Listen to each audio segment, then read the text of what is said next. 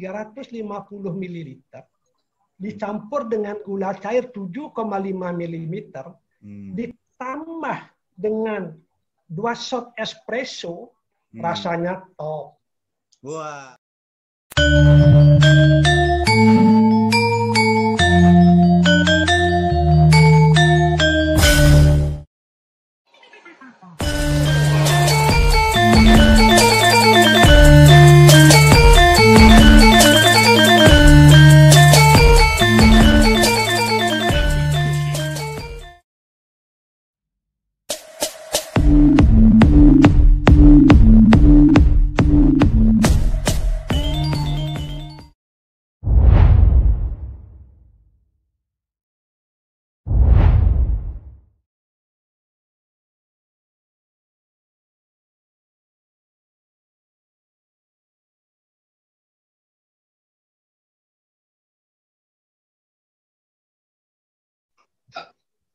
Baik, halo pemirsa, ketemu lagi di Bali Avatar Channel, ya, part 3.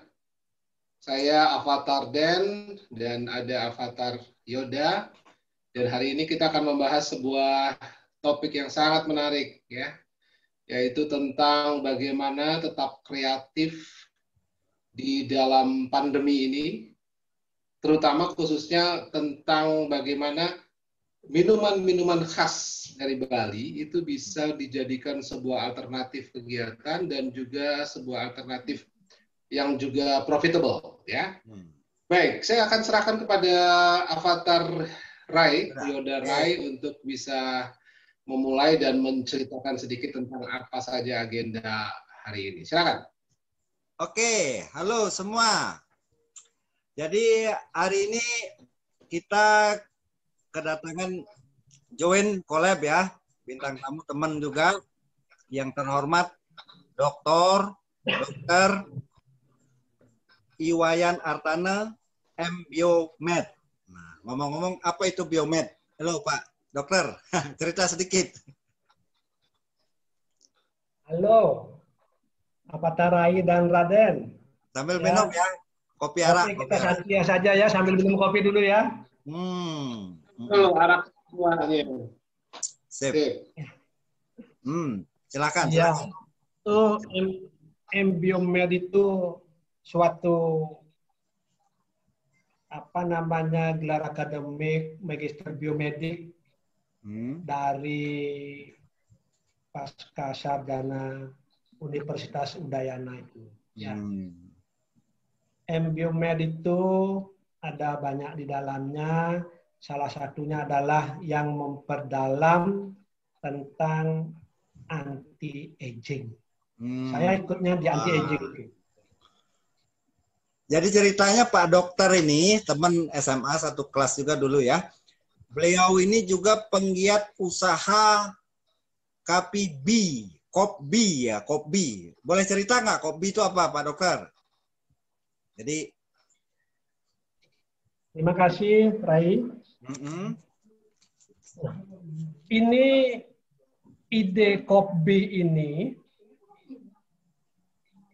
untuk memberikan sebenarnya pelatihan kepada anak-anak atau generasi muda kita yang masih kuliah sekarang. Karena apa? Pada kondisi COVID ini, anak-anak itu kan banyak belajar dari rumah. WFH. Dari rumah dia belajar. Iya. Di situ saya lihat kalau dari rumah aja dia bosan, tidak dapat bersosialisasi sama temannya secara langsung. Di situ tercetus bagaimana mengisi kegiatan para intelektual kita ini. Anak-anak kita, generasi muda kita itu yang kuliah-kuliah itu ataupun yang tidak kuliah, yang intelektualnya bagus itu, dia akan tidak bisa diam. Dia pasti pikirannya akan terus berpikir. Nah, di sini saya juga melihat bagaimana itu terjadi pada anak khususnya. Nah, di sini saya berpikir, oke, saya coba tawarin, ayo kita bikin gerai atau kedai, dia bilang begitu. Kita lihat karena anak-anak muda senang kopi, senang nongkrong-nongkrong itu, saya tawarkan ke anak. Ternyata apa yang ditawarkan itu dia antusias sekali. Antusias sekali dia. Wah, keren, keren. Pak Dokter, ini Avatar Den. Jadi hari ini kita yang nomor 3 ini challenge anak muda berwirausaha, berani kreatif, ciptakan minuman kekinian berbahan arak Bali. Jadi tadi kita sambil minum, saya ini arak kopi Bali panas ya. Pak Dokter juga panas, saya lihat. Avatar Den yang dingin ya. Jadi, nah sambil kita minum,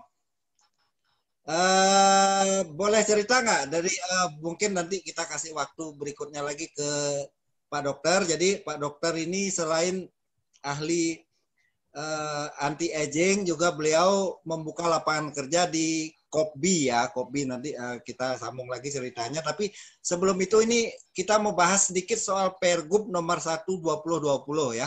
Mungkin Avatar Den sebagai cendekiawan yang bolak-balik ya di Avatar maupun ke dunia kampus bisa cerita soal Pergub tersebut. Boleh cerita Avatar Den? Monggo silahkan. Oke, baik. Jadi ada kabar gembira ya bagi kita semua bahwa Gubernur Bali sudah mengeluarkan sebuah peraturan gubernur ya. Peraturan gubernur itu berisi tentang bagaimana perlindungan, kemudian juga termasuk mendukung minuman-minuman khas Bali, baik itu berupa fermentasi maupun destilasi.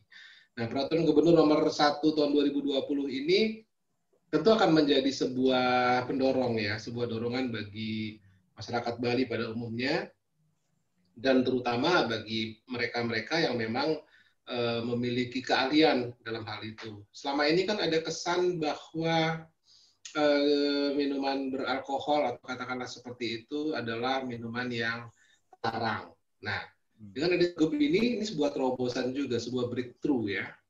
Sebuah terobosan, memang itu dikeluarkan sebelum ada COVID-19, tapi awal tahun ini sudah dikeluarkan, dan saat ini juga mungkin itu tetap menjadi sebuah peluang dan sebuah bentuk support dari pemerintah Bali untuk bisa membuat di dalam pandemi ini mereka-mereka yang bergerak di bidang itu juga tetap justru bisa menjadikan ini sebagai alternatif income ya, dan juga sebuah apa ya namanya, katakanlah sebuah saat yang tepat justru ketika terjadi ekonomi turun, kemudian ekonomi sedang melemah ini, mereka-mereka yang dulunya sembunyi-sembunyi atau katakanlah undercover sekarang bisa dengan dukungan pergub ini lalu membuat minuman-minuman yang baik itu berupa destilasi maupun berupa fermentasi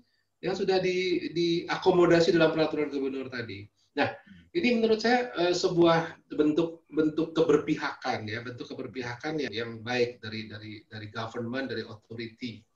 Artinya potensi itu selama ini memang mungkin agak tidak dilihat oleh government, dan sekarang kebetulan sekali gubernur yang sekarang memang mungkin sejak dulunya sebelum menjadi gubernur juga sudah memiliki perhatian, sehingga ketika menjadi kepala daerah memiliki kewenangan untuk mengatur dan mendorong itu, mempromote, kemudian juga memprotek dan seterusnya.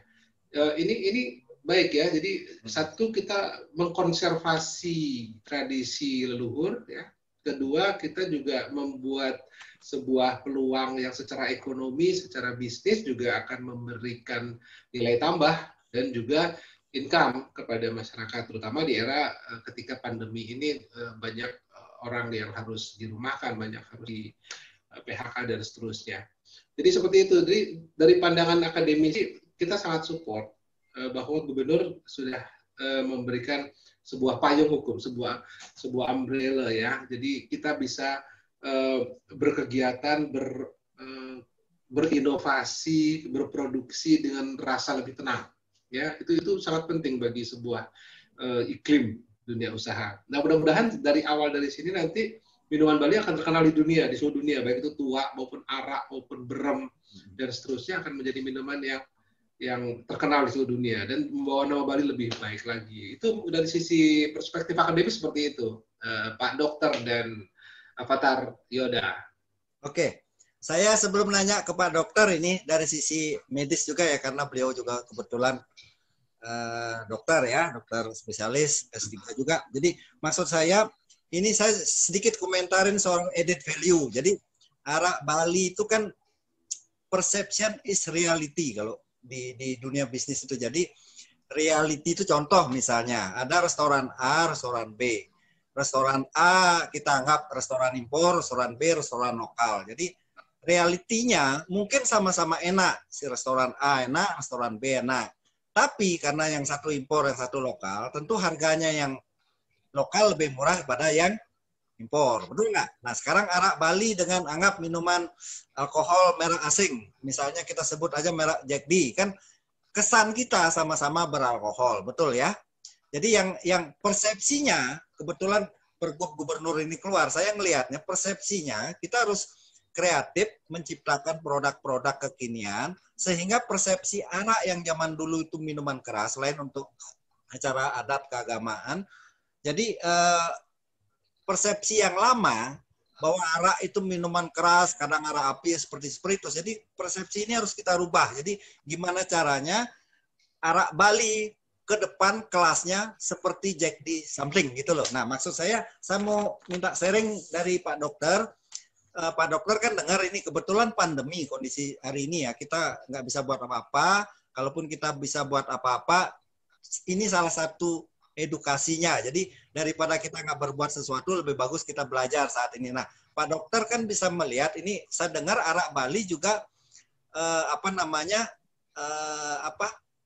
kearifan lokal bisa dipakai ngangetin badan dan apa. Boleh komentar sedikit Pak Dokter? Oke, Rai. Kita arak dulu ya, arak Bali. Secara garis besar alkohol itu dikatakan memang dari segi kesehatan itu tidak bagus. Itu mindset yang sudah tertanam di kesehatan. Akan tetapi kita mestinya menyadari tidak semua yang masuk ke dalam tubuh kita itu jelek. Sangat tergantung dari seberapa dia masuk ke tubuh kita. Begitu juga arak yang notabene itu adalah alkohol. Ya. Kita kaitkan sedikit karena saya budaya, selesainya kuliahnya di budaya atau S3-nya di budaya.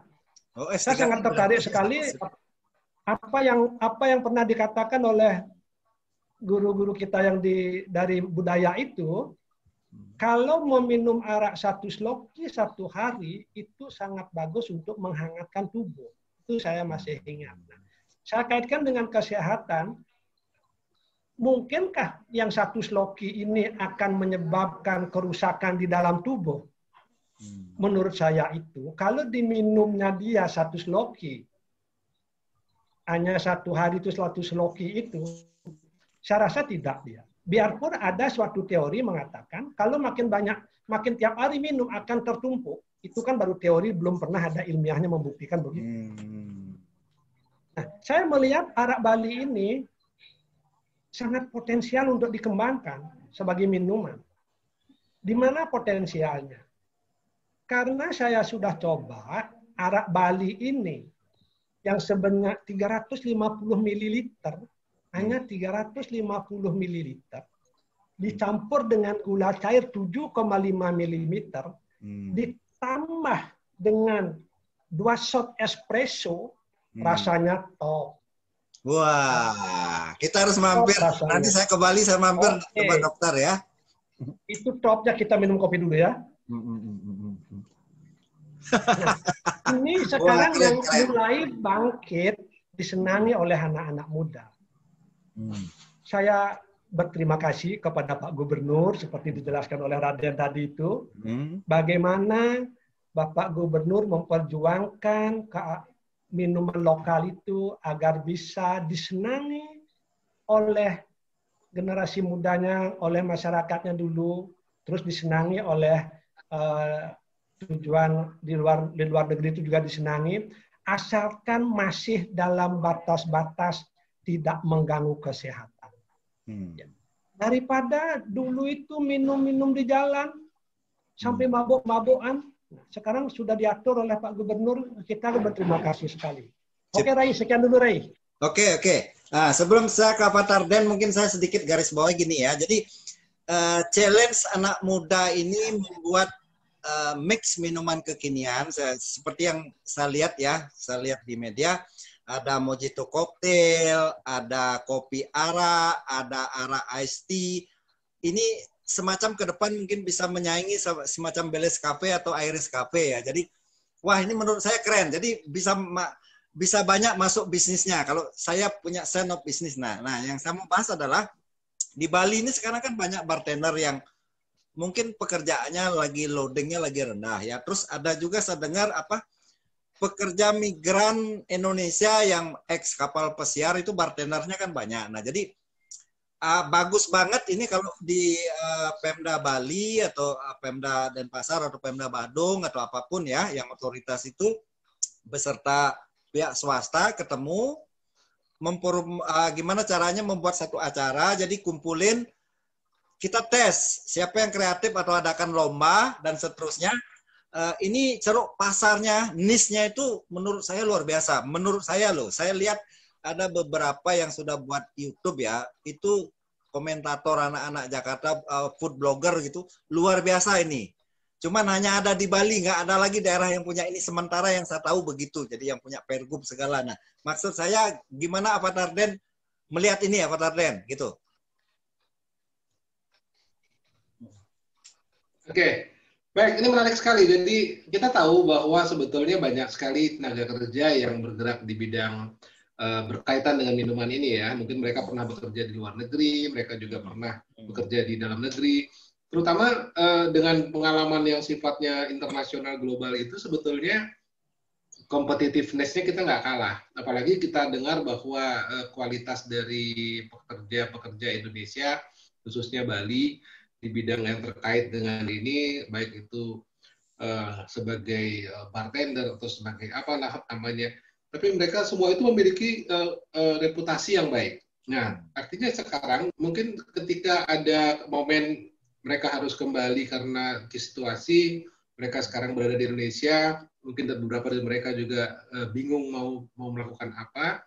Jadi adalah saat yang tepat. Katakanlah tadi seperti ide mengadakan kompetisi antara mereka, sebetulnya salah satu cara yang cukup baik untuk bisa mengundang mereka berkumpul, atau katakanlah kita tidak tahu selama ini kita belum katakan potensi mereka di mana. Mereka sekarang ya mereka di kampung mungkin sedang juga bingung harus ngapain, dan ketika nanti kita adakan, tapi memang tentunya kita sesuaikan dengan kondisi ya. Saat ini memang grafiknya sedang cukup naik dan mudah-mudahan bisa segera diatasi. Nah, maka potensi-potensi ini juga nanti itu katakanlah mereda, belum tentu mereka juga bisa langsung kembali ke tempat mereka di luar negeri.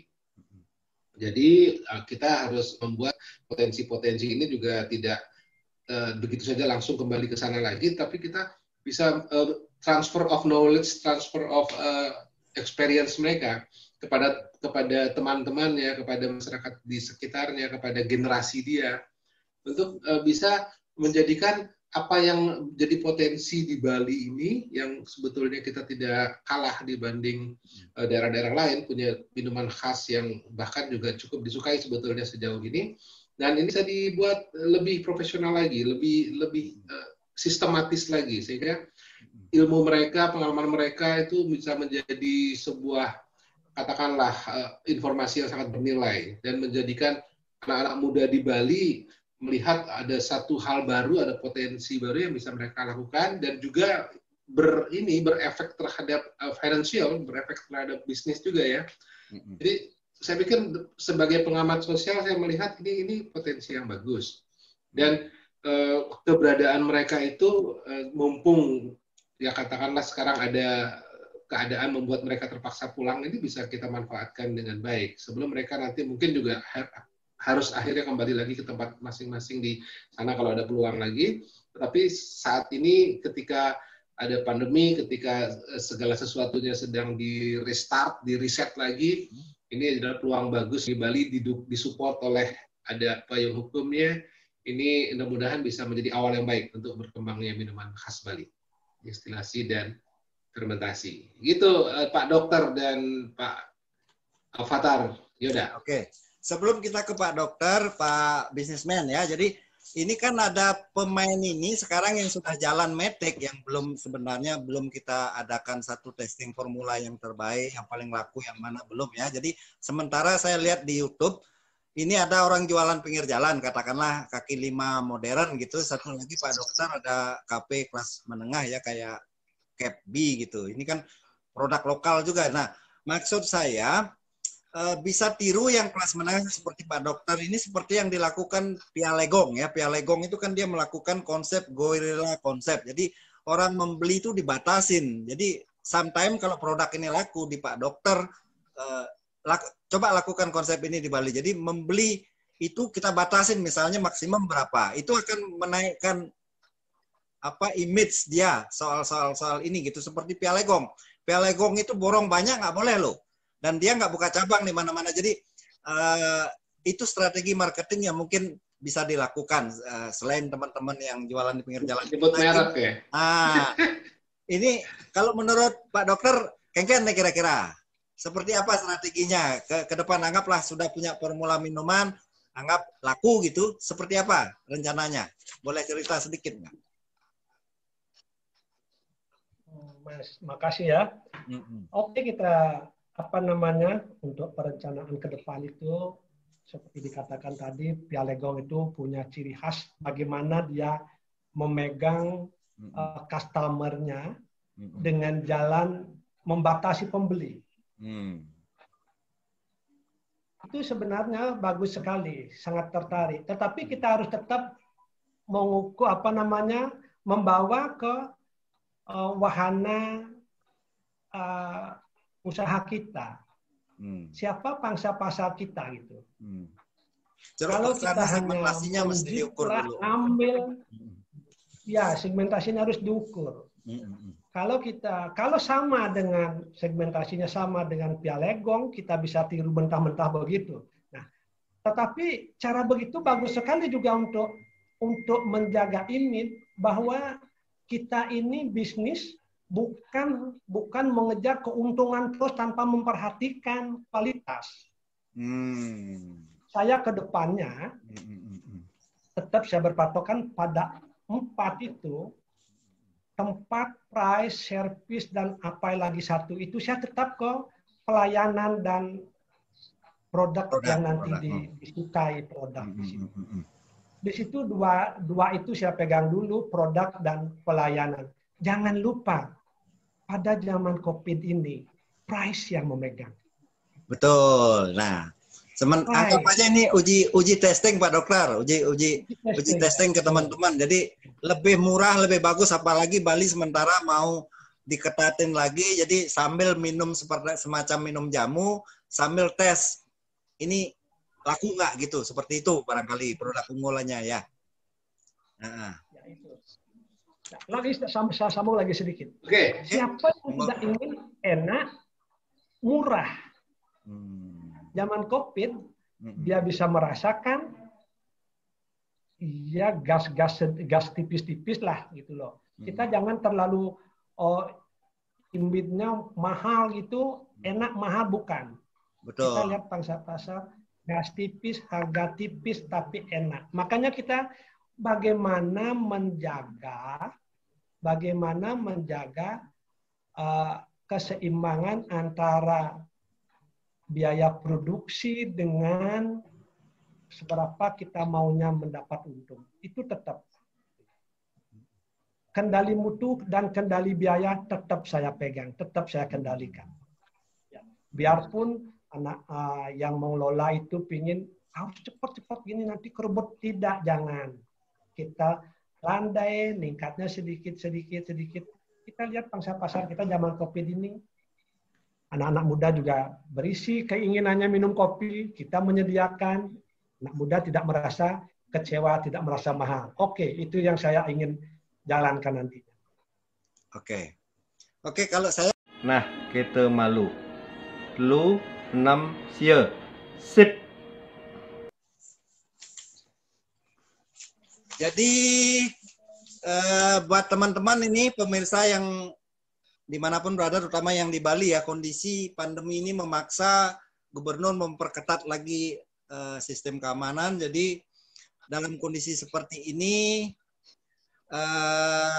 kita challenge ke teman-teman, challenge anak muda berwirausaha, berani, kreatif, ciptakan minuman kekinian berbahan arak Bali. Nah, jadi how do I know? How do I start? Jadi barangkali teman-teman yang sekelas bartender ya, yang sudah paham soal ini, di pihak swasta seperti Pak Dokter ya, pengusaha juga, dan otoritas pemerintah, barangkali kita anggap stakeholder, jadi ketemu, planning atau membuat dulu formula masing-masing di rumah, work from home, jadi membuat formula minuman berbahan dari yang panas, dingin, dan seterusnya. Mungkin kapan hari diadakan kompetisi, dan kompetisi ini men-challenge orang Bali lebih kreatif walaupun kondisinya seperti ini ya. Tentu setelah ada produk yang jelas ya, harganya syukur-syukur murah walaupun ke depan naikkan bertahap, jadi persepsinya dinaik kelaskan, kira-kira seperti itu. Jadi adalah mungkin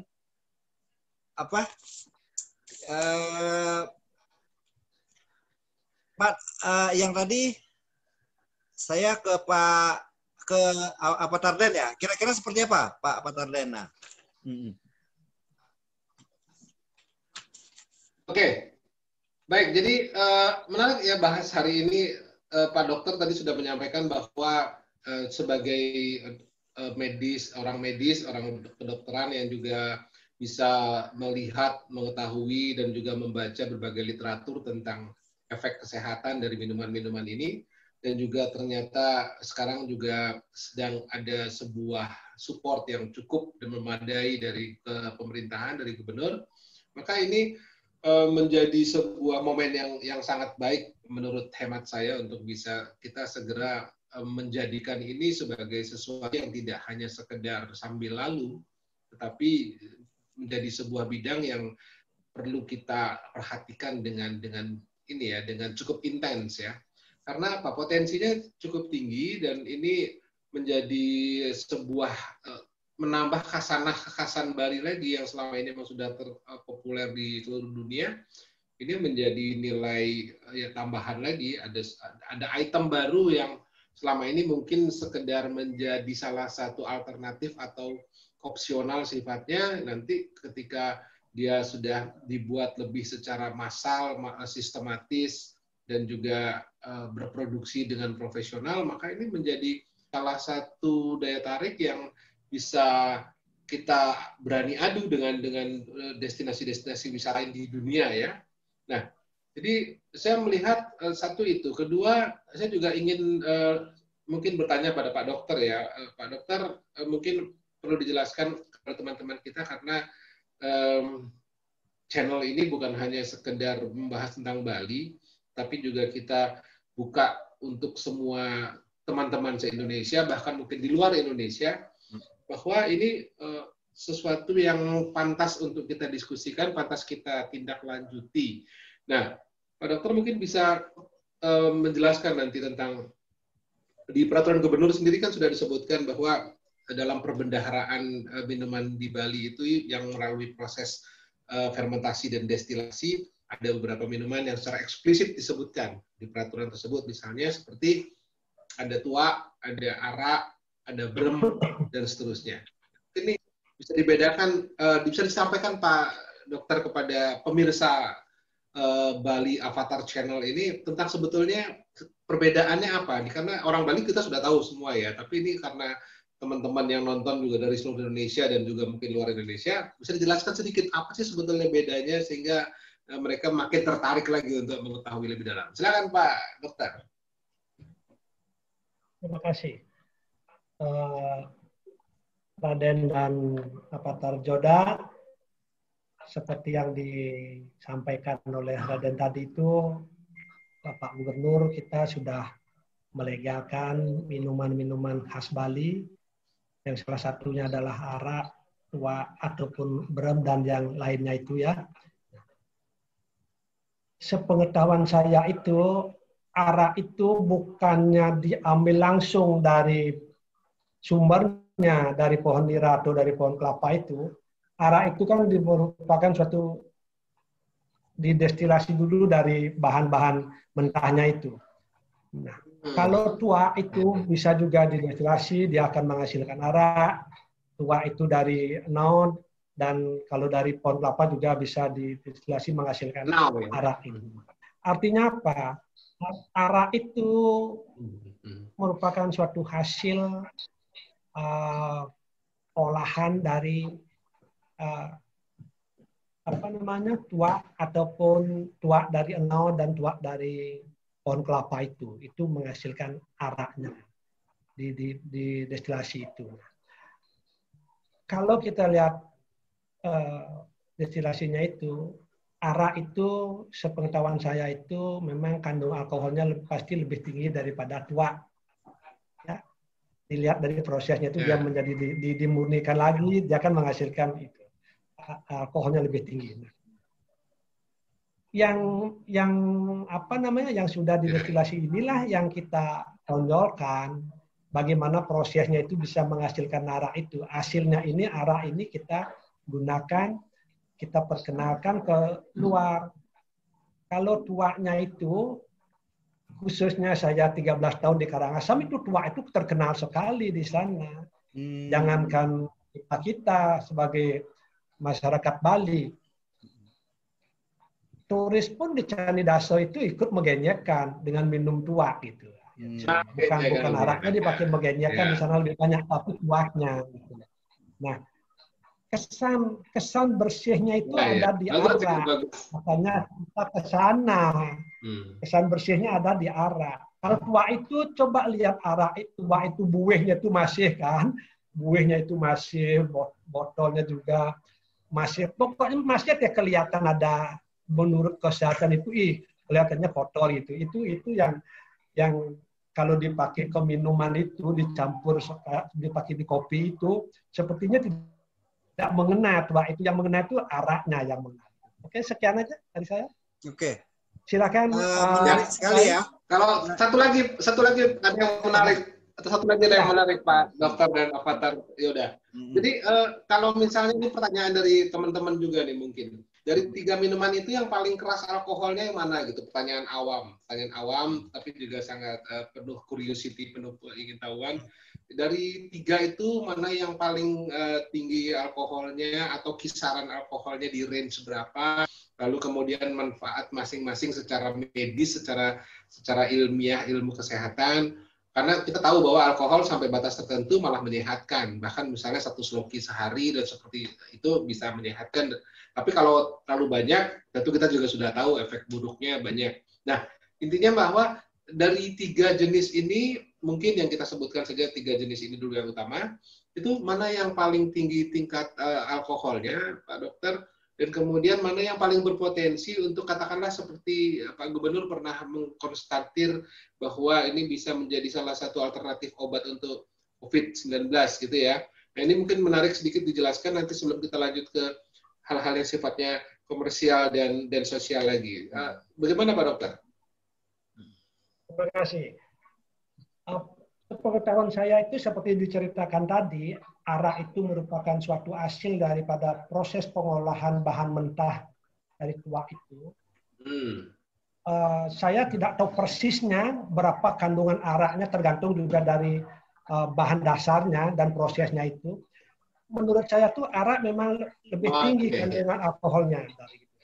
Dikaitkan dengan tadi itu seperti statement dari Pak Gubernur bahwa arak Bali itu juga bisa dipakai sebagai terapi ataupun pengobatan, dia cocoknya pada musim pandemi ini. Seperti saya baca itu di media gini itu ya, media-media online itu, Pak Gubernur mengatakan dari sekian orang yang dicoba diberikan arak Bali dengan cara diuap itu, dicampur dengan ada campuran khususnya dan alat khususnya itu, jumlah kesembuhan daripada yang pasien-pasien yang OTG itu, orang tanpa gejala itu tetapi positif swabnya itu lebih cepat sembuhnya. Itu pemaparan beliau. Saya pun secara empiris mempercaya itu. Karena apa? Itu sudah dicoba di UNUD oleh, kalau tidak salah itu Prof. Gegel itu, beliaunya ahli dalam toksikologi itu mencoba. Sudah juga di grup-grup teman-teman di kedokteran juga banyak yang mengatakan itu empiris itu. Nah, pada zaman COVID ini, adakah obat yang pasti? Itu masih diperdebatkan itu. Nah, seperti kata pepatah, kalau tidak ada rotan, apakah kita tidak ikat? Ya kita pakai akar dong gitu. Nah, makanya kalau sudah ada empirisnya, saya pun nyoba di klinik saya itu, saya coba, saya beli alatnya itu, saya suruh hirup. Memang, ya ini testimoni saya sendiri, lebih enak rasanya. Keluhan-keluhan itu jadinya terasa berkurang. Syukur-syukur. Secara ilmiah nanti dari beberapa center, arak Bali ini memang terbukti secara ilmiah bisa mempercepat penyembuhan pasien COVID. Kalau itu terbukti ilmiah, Bali menjadi terkenal lagi. Jadi Bali itu. Oke, sekian. Oke. Nah, terus ini kan baik, terima kasih Pak Dokter. Silakan. Baik, sudah. Teman-teman Den, Avatar Den, jadi banyak yang nanya podcast itu apa sih, terutama yang di Bali ya, di Jakarta kan sudah biasa orang pakai podcast. Jadi mungkin sedikit saya jelaskan buat teman-teman yang belum paham, podcast itu adalah diskusi sharing hal-hal yang mungkin tak diajarkan di sekolah seperti ini ya. Kita datangkan narasumbernya juga ahli ya. Jadi mungkin belajar soft skill yang berguna apalagi saat-saat seperti ini ya. Jadi kita pengen membangun komunitas pemirsa lah, apalagi Bali Avatar yang setia mendapat pencerahan dan added value. Syukur-syukur nanti soft skill bisnis dapat ya, soft skill yang lain-lain pun dapat gitu. Jadi value-nya jelas deh ya, seperti itu. Jadi bisa nggak dalam kondisi begini kita growing with your mindset. Jadi mungkin sesuai dengan tagline kita ya, no one left behind. Jadi dalam kondisi ini apalagi di Bali ya, saya lihat kita nggak bisa salahkan Pemdanya toh, kita nggak bisa salahkan swastanya juga, nggak apalagi masyarakatnya. Jadi ini pandemi ini tanggung jawab kita bersama. Jadi nanti apalagi ini berlangsung lebih lama ya, nggak seperti yang tadinya kan sebelum Desember udah beres. Ini tanda-tandanya belum siap-siap sampai ke tahun depan. Bisa jadi nanti ada resesi lagi dan seterusnya. Jadi dalam kondisi seperti ini kita mesti lebih bijak ya. Jadi kita ajak teman-teman pemirsa, coba kita dalam kondisi seperti ini kita cari kegiatan yang bermanfaat daripada doom scrolling ya, hal-hal yang nggak lihat, mungkin lihat podcast kami gitu ya. Jangan lupa like, share, subscribe ya. Oke, Avatar Den dan Pak Dokter, ada lagi yang lain? Barangkali mungkin kita bisa bagi-bagi ke Krame, barangkali ke teman-teman di luar Bali juga gitu. Avatar Den. Oke, baik. Jadi ada juga hal yang menarik ya tadi disinggung tentang pendidikan ya. Kebetulan saya juga bergerak di bidang pendidikan, jadi memang kita sekarang harus merubah paradigma yang selama ini mungkin boleh dikatakan kita tidak ingin menyalahkan masa lalu, tetapi paradigma pendidikan selama ini itu ada beberapa yang perlu disempurnakan ya, dengan bahasa yang lebih mudah seperti itu. Karena orientasi dari para peserta didik sekarang adalah bagaimana mereka bisa lebih memiliki pengetahuan-pengetahuan yang sifatnya praktikal, tidak hanya theoretical. Nah, ini juga bisa menjadi sebuah komen sebetulnya pada saat ini ketika orang semua kembali untuk melihat potensi yang ada di sekitarnya. Selama ini kita cukup lama dibuai dengan sebuah pola pikir atau cara pandang. Misalnya beberapa anak di Bali, mereka bangga kalau bisa bekerja di luar negeri, kemudian memang karena di sana rate-nya jauh lebih tinggi ya, artinya dengan faktor kurs dan sebagainya, kemudian itu juga membuat beberapa anak yang kerja di luar negeri, mereka secara finansial menjadi lebih beruntung lah, katakan seperti itu.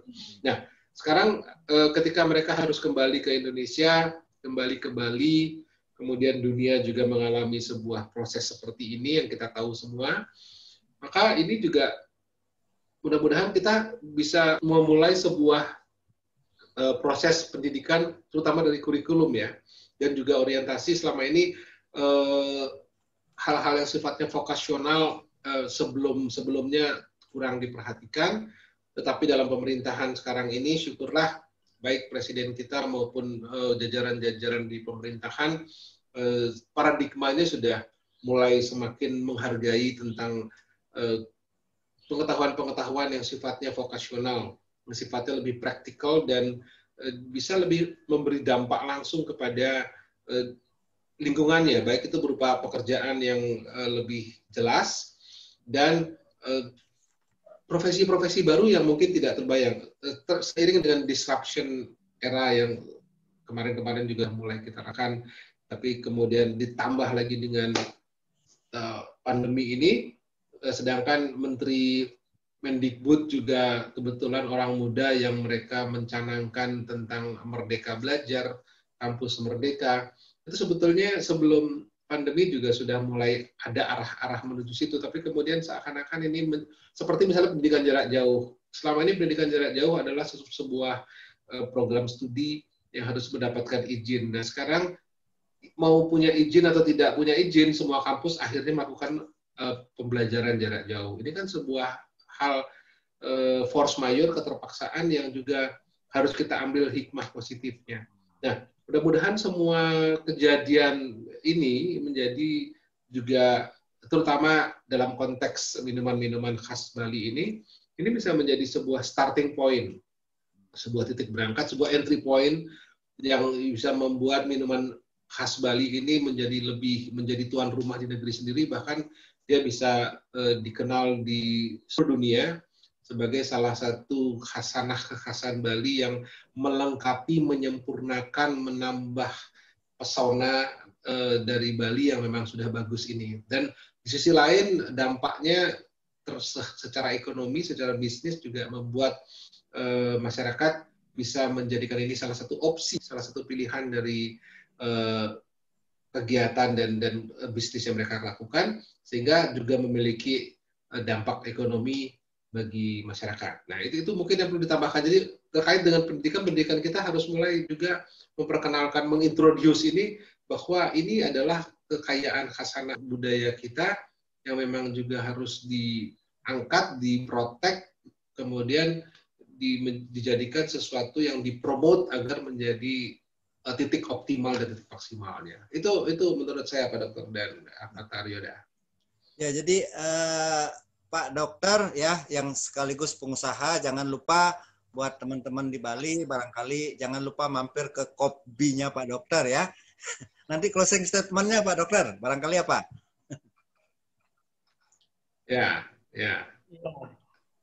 Begini ya, saya mengajak, janganlah suasana COVID ini dipakai sebagai atau membuat kita takut. Jangan. Mari anak-anak muda itu berusaha, ya, hilangkan mindset bahwa berusaha itu harus punya modal uang dulu. Keren. Banyak saya tanya anak-anak muda itu, ayo kita bikin gini, mana cari uang Pak Dokter? Saya tidak punya uang, tidak punya modal. Nah, itu yang perlu kita mindset itu kita rubah. Padahal untuk dalam hidup ini menurut yang saya ketahui itu modal ekonomi itu nomor sekian. Yang pertama itu kita harus punya tuh modal simbolik dulu, berani. Etikat. Ya, etikat. Saya yakin anak-anak muda kita di Bali itu punya modal sosial, punya networking yang luas. Kalau saya tua-tua ini kan sudah gimana sih hubungan-hubungan sosialnya itu. Anak-anak muda tuh di Bali itu cekatan sekali. Modal sosial sudah anak-anak muda kita kuasai. Tinggal merubah mindset harus punya modal uang. Itu belakangan, modal berani dulu. Sekarang lihat di bank itu, bunganya turun semua. Banyak uang di bank. Bank itu menurunkan bunga sekarang. Dulu bunganya 12% setahun, sekarang sudah ada yang 6%. Wah, setengahnya ya? Itu harus kita ajar juga. Kita suruh anak-anak muda kita tuh melihat. Yang penting berani dulu modal utamanya. Jangan melihat kita tidak punya uang itu. Jangan. Berani dulu. Setelah berani, teman-teman yang akan datang. Di situ baru kita punya modal uang nanti. Oke, dari saya hanya sebentar. Pak Tarai, Joda, dan Raden. Dari saya menyarankan silahkan anak-anak muda harus berani dulu. Oke. Ya, jadi challenge anak muda berwirausaha, ya, kreatif, berani, betul ya. Kalau proaktif bukan hanya sekedar bertahan. Kalau bertahan aja ini hari atau besok akan punah. Tapi kalau berani tumbuh pasti survive. Betul nggak Pak? Betul nggak teman-teman? Ya. Oke, saya rasa panjang kita bicara. Di next video kita akan bahas sisi bisnisnya lebih banyak, mungkin sisi spiritualnya dan seterusnya. Saya Avatar Yoda, thank you. Jangan lupa subscribe ya. Avatar Den dan Pak Dokter barangkali. Thank you. Sampai ketemu. Suksma. Suksma.